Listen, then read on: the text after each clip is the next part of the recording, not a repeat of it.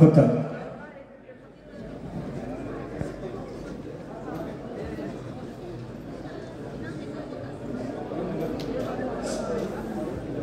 Asittiin nama jabaa baay'ee jaallannu qorataa Oromoo, aadaa Oromoo, seenaa Oromoo, aartii Oromoo, eenyummaa Oromoo keessatti jireenya isaanii qaalii uummata Oromoodhaaf kan kennan nama jabaa qabna. Waltajjii kana irratti waan dubbanne kan hin baay'ee gammadu kabajamoo keenya Dr. Gammachuu Magarsaa achi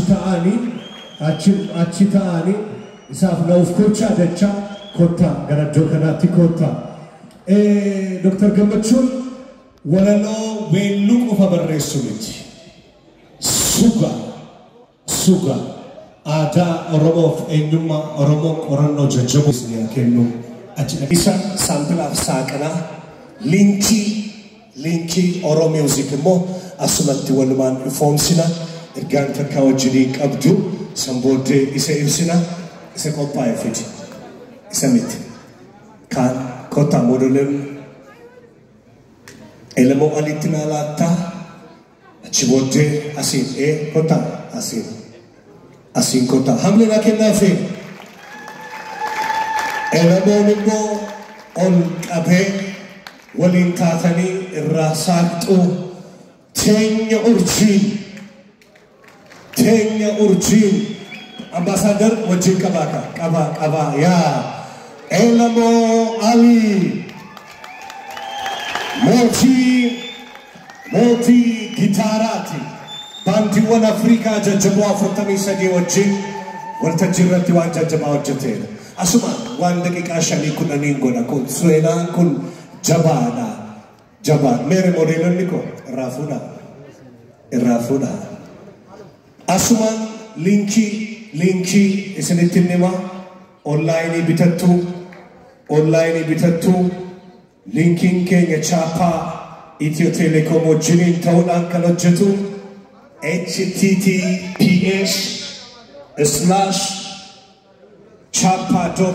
https://chapa.link.donationview DN Elemoo Ali jettanii yookaan ambaa kaastanii YouTube irra seentanii teenya urjii gaafa jedhu hamma qarshii barbaadaniin bitachuu akka dandeessan filannoo baankiiwwan garaagaraa teelebirrii safaarikoomis wantoota kan dabalatee argachuu dandeessu.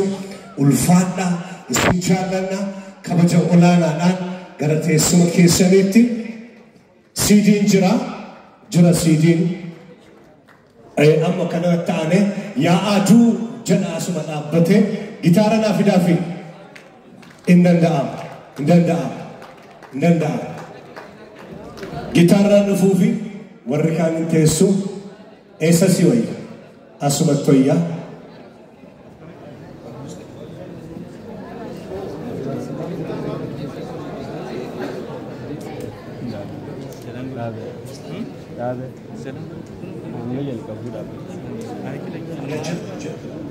Hamma ifama Dr. Yeroon qabne keessaati asitti rakkisne soo jaalala qabaniif yeroo dhiphaa keessaa dhufanii hamma elemoon gitaara isaa sirreeffatutti Dr. afaan lama nuun jettanii of kalaasiniin jedhe.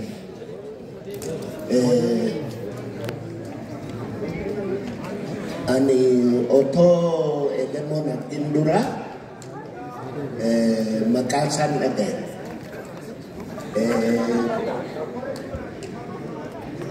Maqaa isaa immoo eegan dhagaye waggaa 31 har'aa Torontootti walaloo naa katabii naan jedhee walin bullee walaloo sana waan inni sirbuu didee fan hin beeku gaafa sana galgala walaloo lama walaloon inni duraa maal ture yaa Rabbi tokkicha waa ilan qabu walaloon inni duraa tokkicha waa ilan qabu wayi tokko haajaa hin qabu dureessa kan waan cuf qabu namni kadhatee sarraa waan dhabu jennee kana lammeessoon walaloon lammeessoo gaafas mari'anne yaa gogorrii laga gibee kasumti yaa gogorrii laga gibee ofiin boonye biyyaan boo'e jedhinaa himime yaa hiriyee sirba jedhu sirbi sun silaa ka har'a sirbuu malanii ammallee yoo ta'e egaa galfatan sitti kenne sana eessaan geessee jechuun ni barbaachisa. Ulfaadhu galatoomii dhugaa dubbachuudhaaf wanni jeesuun dhugaadha.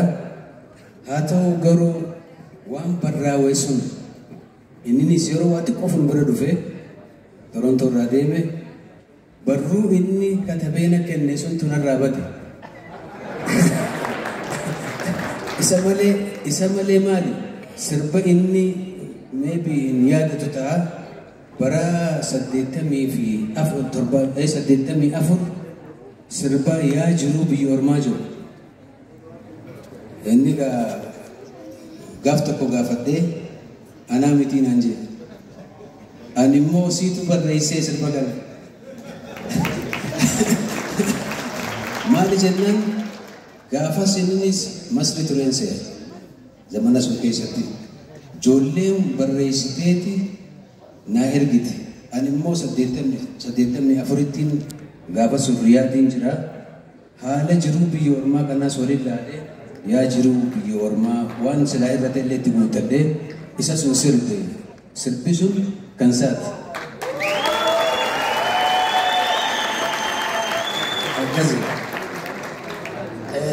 Waitokiti wan haramayarra wadakiti dubaden dubiki ya tumura ugadi mati elemo dua oton kane akuma adun karabari kana baritu bilisuman oromos karabari kana bari kubakabata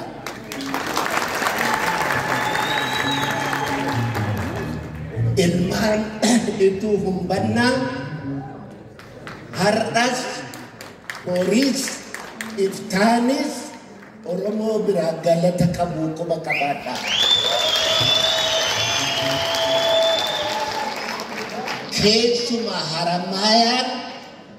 kesuma haramayan diga sai tidanggalase jarole aramaya tidargin fite silawar reaksi duftan ko bakabdane